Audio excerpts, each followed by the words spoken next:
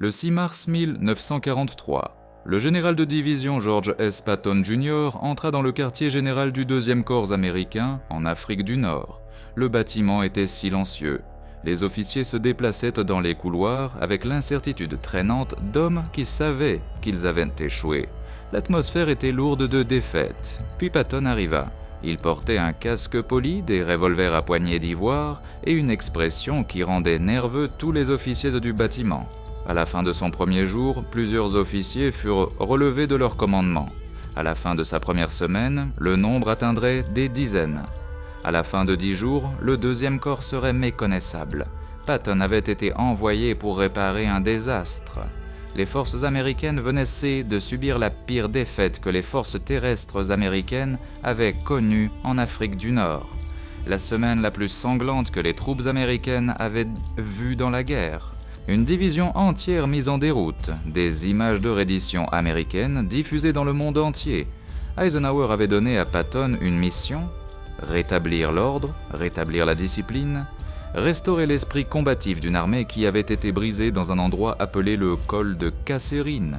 Ce qui suivit fut l'une des purges de commandement les plus impitoyables que l'armée ait connues. Patton licencierait des officiers pour lâcheté, pour incompétence, pour être au mauvais endroit, pour ne pas porter correctement leur casque. Il transformerait un corps vaincu et démoralisé en une force combattante efficace en 10 jours. Et il le ferait en rendant chaque officier terrifié d'être le prochain renvoyé chez lui dans la disgrâce. Voici l'histoire de comment Patton sauva l'armée américaine en Afrique du Nord en détruisant les carrières de dizaines d'officiers qui avaient échoué à combattre. Non pas parce qu'ils n'étaient pas courageux, mais parce qu'ils n'étaient pas prêts.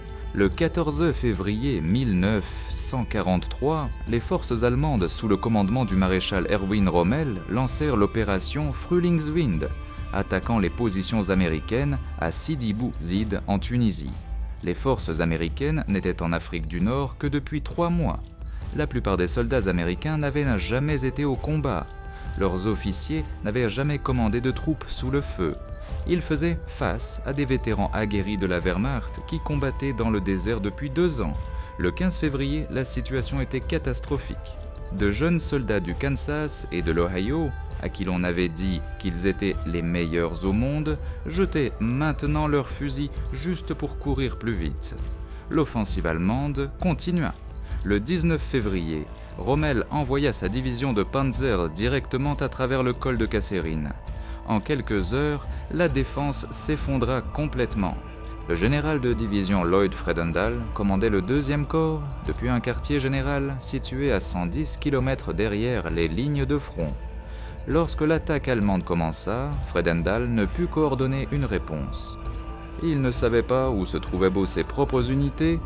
Il blâmait ses subordonnés pour des échecs qui découlèrent de sa propre mauvaise planification. Le 24 février, lorsque la bataille se termina, les forces américaines avaient subi plus de 6000 pertes. Le 168e régiment d'infanterie perdit 2000 hommes. La première division blindée perdit 183 chars. Des centaines d'Américains furent capturés et exhibés devant les caméras allemandes à des fins de propagande. Les commandants britanniques se demandaient si les troupes américaines pouvaient combattre efficacement. Les commandants allemands conclurent que les Américains étaient mal dirigés et facilement vaincus. Quelque chose devait changer immédiatement. Eisenhower savait exactement qui envoyer. George S. Patton Jr. avait 57 ans en mars 1943. Il avait commandé des chars pendant la Première Guerre mondiale et avait rédigé des manuels de doctrine pour la guerre blindée entre les 2 guerres. Il était connu dans toute l'armée comme un brillant instructeur de troupes et un disciplinaire féroce. Il exigeait la perfection. Il n'acceptait aucune excuse. Il croyait que la discipline sous pression séparait les armées victorieuses des perdantes. Patton croyait que les soldats américains n'étaient pas inférieurs aux soldats allemands. Ils étaient simplement mal dirigés et mal entraînés. Avec un commandement approprié et des tactiques agressives, les Américains gagneraient à chaque fois. Eisenhower avait travaillé avec Patton pendant des décennies. Il savait que Patton pouvait entraîner les troupes brillamment et restaurer la confiance. Mais Patton était aussi impitoyable avec les officiers qu'il considérait incompétents. il licencierait des commandants sans hésitation. Cette impitoyabilité était exactement ce dont le deuxième corps avait besoin. Le 6 mars 1943, Eisenhower releva Fredendall et nomma Patton nouveau commandant du deuxième corps. Les ordres de Patton étaient simples. Réparez cela, faites-les combattre, faites-le vite. La première directive de Patton fut émise quelques heures après son arrivée. Chaque soldat du deuxième corps porterait son casque et son équipement de combat complet, en tout temps, sans exception. Le premier officier qu'il licencia était assis à un bureau sans casque. Il n'eut même pas le temps de se lever. Patton lui dit de faire ses bagages et de se présenter à l'arrière immédiatement. 20 ans de service se terminèrent en une phrase. Les officiers, qui apparaissaient sans casque, étaient relevés sur le champ. En 24 heures, chaque personne au quartier général du deuxième corps avait l'air prête pour une inspection de combat. La deuxième directive de Patton concernait le salut. Chaque soldat saluerait chaque officier. La courtoisie militaire serait appliquée rigoureusement. Ce soir-là, Patton rencontra ses commandants supérieurs. Les soldats américains n'avaient pas échoué à Kasserine. Le commandement américain les avait trahis. Le 7 mars 1943, Patton se rendit aux positions avancées du deuxième corps. Il voulait voir par lui-même à quoi ressemblait la situation tactique et comment les officiers se comportaient. Au premier quartier général de bataillon qu'il visita, le commandant n'était pas présent. Il était de retour au poste de commandement de la division.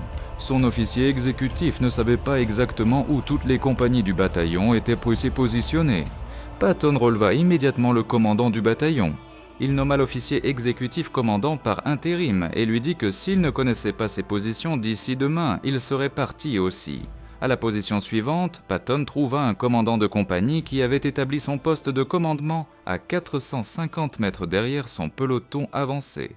L'officier expliqua qu'il devait être positionné là où il pouvait coordonner les communications. Patton lui dit qu'un commandant de compagnie appartient avec ses éléments de tête, pas derrière eux.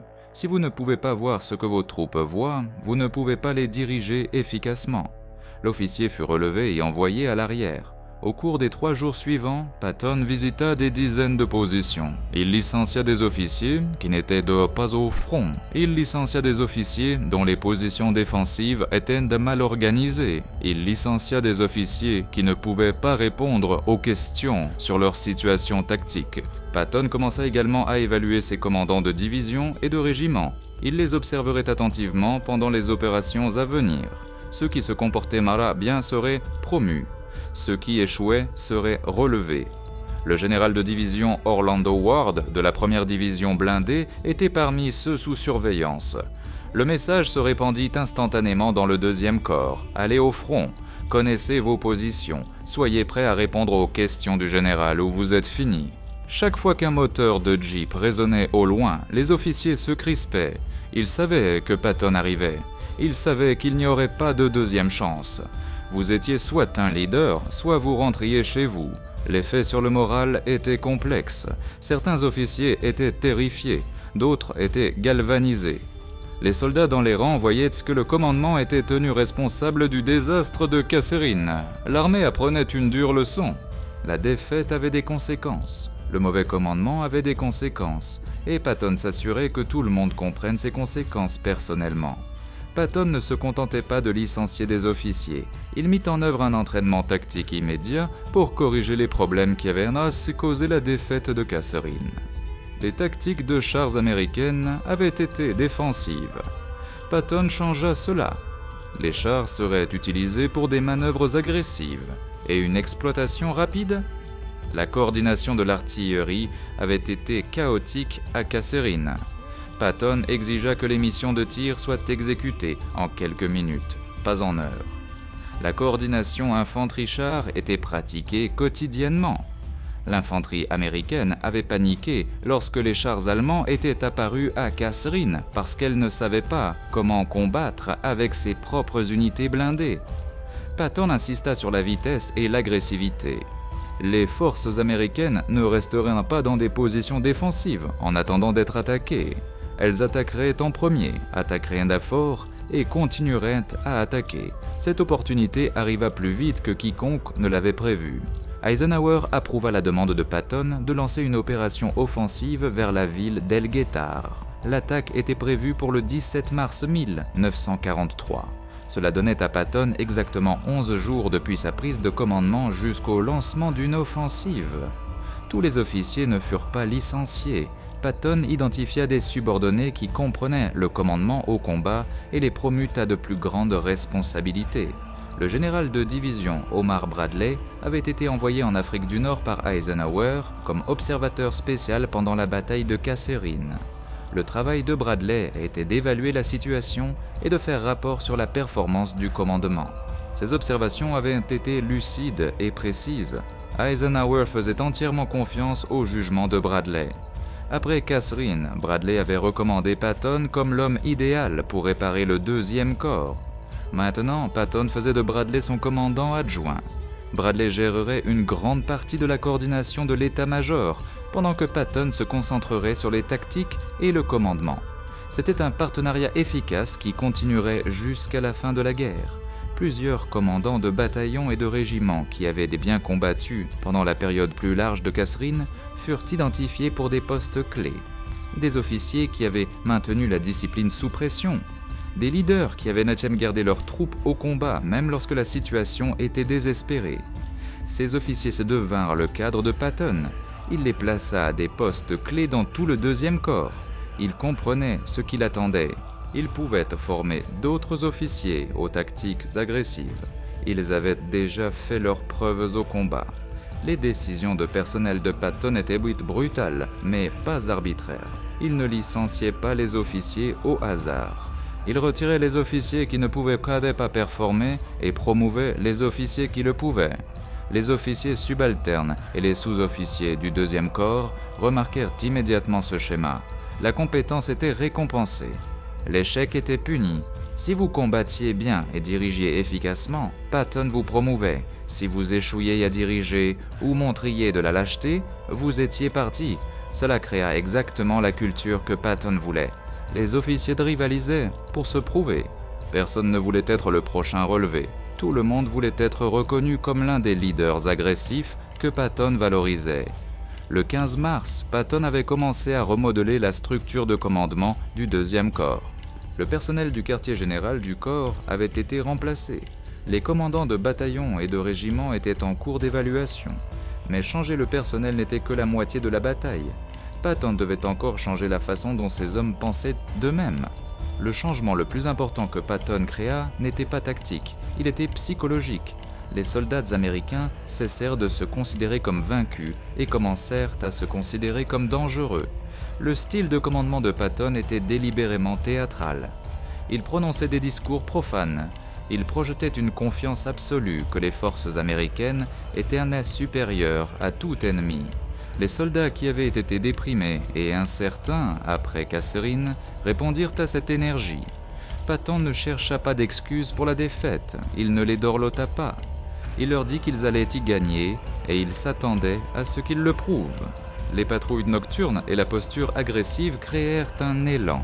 Les forces américaines cessèrent de réagir aux actions allemandes et commencèrent à initier le contact. De petites victoires dans les actions de patrouille renforcèrent la confiance. Les forces allemandes remarquèrent le changement. Les rapports de renseignement de mars 1943 décrivent les forces américaines comme plus agressives et mieux coordonnées qu'en février. Les commandants allemands furent surpris de la rapidité avec laquelle les Américains s'étaient améliorés. C'était exactement ce que Patton avait prévu. Il ne reconstruisait pas seulement le 2e corps tactiquement, il le reconstruisait psychologiquement. Les soldats américains devaient en croire qu'ils pouvaient battre les Allemands qui les avaient mis en déroute. La discipline sévère et les inspections constantes servaient à ce but. Les soldats qui avaient l'air impeccable se sentaient impeccables. Les unités qui se déplaçaient avec précision se sentaient professionnelles. Les signes extérieurs de compétences militaires créaient une confiance intérieure. Les observateurs britanniques étaient sceptiques. Ils pensaient que l'accent mis par Patton sur l'apparence et la réglementation était une mise en scène superficielle. Ils étaient sur le point de découvrir. Le 17 mars 1943, 5h30 du matin, l'artillerie américaine ouvrit le feu sur les positions allemandes près d'El Guettar. Le barrage dura 30 minutes.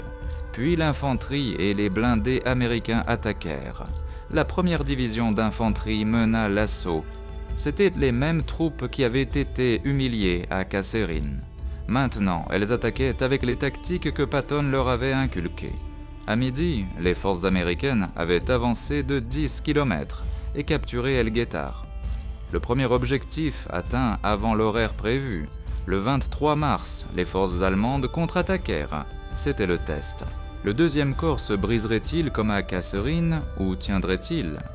Les forces de panzer allemandes attaquèrent de front. L'artillerie américaine détruisit la première vague de chars. Les canons anti-chars américains engagèrent à courte portée. L'infanterie américaine tint ses positions au lieu de battre en retraite. L'attaque allemande fut stoppée net. Plus de 30 chars allemands furent détruits. La contre-attaque avait complètement échoué. Les forces américaines avaient approuvé qu'elles pouvaient mener des batailles défensives contre les blindés allemands. Les blessures psychologiques de Kasserine commençaient à guérir. Le 7 avril, les forces américaines avaient avancé de plus de 80 km. Elles avaient prouvé que les soldats américains pouvaient combattre efficacement contre la Wehrmacht. El Guettar n'était pas la plus grande bataille de la campagne d'Afrique du Nord, mais c'était la plus importante pour les forces américaines. Elle valida les méthodes de commandement brutales de Patton. Des dizaines d'officiers voient leur carrière détruite par la purge de Patton. La plupart étaient des officiers d'état-major du quartier général du corps et des commandants de terrain au niveau du bataillon. Quelques commandants de régiment. Certains furent renvoyés aux États-Unis et affectés à des commandements d'entraînement ou à des postes d'état-major. Leur carrière de commandement au combat était terminée. Certains de ces officiers étaient légitimement incompétents. Ils avaient échoué sous pression. Ils avaient pris de mauvaises décisions. Ils méritaient maintenant d'être retirés du commandement au combat. Mais d'autres étaient des administrateurs compétents qui n'étaient simplement pas adaptés au commandement au combat en première ligne. Patton ne faisait pas de distinction. Le commandement au combat exigeait un leadership agressif. Quiconque ne pouvait pas le fournir était retiré, le coût personnel était dévastateur. Beaucoup étaient des Américains décents et patriotes, qui avaient tout donné au service.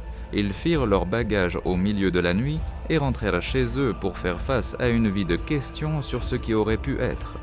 L'armée géra ses relevés discrètement, aucune accusation formelle ne fut portée. Les officiers furent simplement réaffectés avec des explications vagues. Cela protégeait l'institution tout en retirant les leaders inadéquats. C'était froid et efficace. C'était aussi brutal pour les officiers concernés.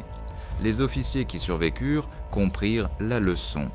Le commandement sous le feu était impitoyable. Les erreurs avaient des conséquences. La performance comptait plus que les intentions. Cette culture persista tout au long de la guerre. Les forces américaines développèrent une réputation de relever rapidement les commandants lorsqu'ils échouaient à performer. Même les officiers supérieurs comme Orlando Ward, relevé le 5 avril, apprirent que le rang ne vous protégeait pas. Si cette approche était juste pour les officiers individuels et discutable, si elle créa une armée plus efficace, ne l'est pas. Patton commanda le 2e corps pendant seulement 40 jours. Le 15 avril 1943, il fut réaffecté au commandement du 1er corps blindé en préparation de l'invasion de la Sicile. Omar Bradley fut promu au commandement du 2e corps. Il maintint les normes de Patton en matière de discipline et de tactiques agressives. La culture que Patton créa persista. Le 2e corps continuerait à combattre avec succès en Tunisie, en Sicile et en Italie. Les divisions qui avaient été mises en déroute à Kasserine devinrent des unités vétérans avec d'excellents états de service au combat. Patton lui-même commanderait la 7e armée en Sicile et plus tard la 3e armée en France. Il deviendrait le commandant terrestre américain le plus célébré de la Seconde Guerre mondiale. Mais la purge d'Afrique du Nord resta controversée. Certains officiers admiraient la responsabilité impitoyable de Patton. D'autres croyaient qu'il avait détruit des carrières inutilement. En mai 1943, la campagne d'Afrique du Nord était terminée. Les forces américaines avaient prouvé qu'elles pouvaient combattre efficacement contre la Wehrmacht. Les officiers que Patton avait promus poursuivirent des carrières distinguées. Les officiers qu'il releva disparurent de l'histoire militaire. Les soldats du 2e corps qui avaient été vaincus à Kasserine prirent d'assaut les plages en Sicile et en Italie. ils devinrent des unités vétérans avec d'excellents états de service au combat. La purge de Patton enseigna à l'armée américaine des leçons qui façonnèrent la doctrine militaire pendant des décennies. La responsabilité du commandement devint un principe fondamental. L'armée développa des systèmes pour le relevé rapide des commandants qui échouaient à performer. Les Britanniques opéraient différemment. Les commandants défaillants étaient réaffectés plutôt que retirés. L'approche américaine créa une armée plus adaptable. Patton lui-même serait finalement retiré du commandement en 1945 pour ses déclarations politiques franches. Le système qu'il avait aidé à créer fut finalement utilisé contre lui. Les statistiques racontent clairement l'histoire. Au col de Kasserine, le 2e corps fut mis en déroute. À El Guettar, le 2e corps vainquit les contre-attaques allemandes. La différence était le commandement. Patton sauva l'armée en brisant son cœur. Il sacrifia les carrières de quelques-uns pour sauver les vies de beaucoup. Et lorsque le 2e corps attaqua El Guettar, ces soldats combattaient parce qu'il les avait enfin fait croire qu'il valait la peine de combattre.